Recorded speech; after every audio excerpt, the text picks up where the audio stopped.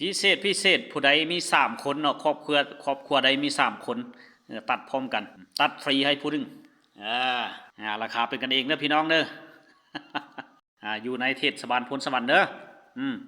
อยู่ในเทศบาลพลสวรรค์เพื่อนเฟซทั้งหลายเนาะเพื่อนเฟซครับแพงครับตัดผมเด้อครับตัดผม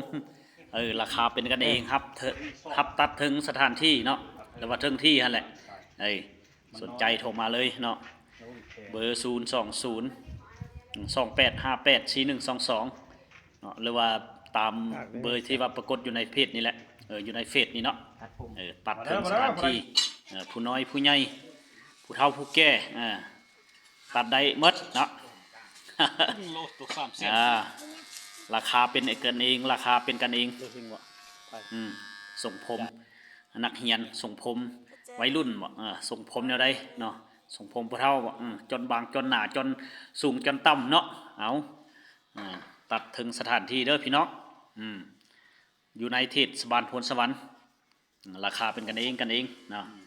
สนใจแล้วโทรหาเลย28584122ตามในเพจนี่แหละพี่น้องเนาะหับตัดผมหับตัดผมผู้ใดมีเวลาออกไปทางนอกหรือว่าผู้ใดบ่มีเวลาว่างโทรมาเลย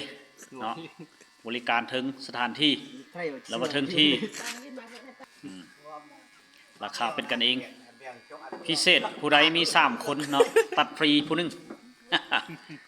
พิเศษผู้ใดมี3 คนเนาะครอบครัวใดมี3 คนตัดพร้อมกันตัดฟรีให้ผู้หนึงราคาเป็นกันเองเด้อพี่น้องเด้อ อยู่ในเทศบาลพลสวรรค์เด้ออยู่ในเทศบาลพลสวรรค์ครับตัดได้เนาะพี่น้อง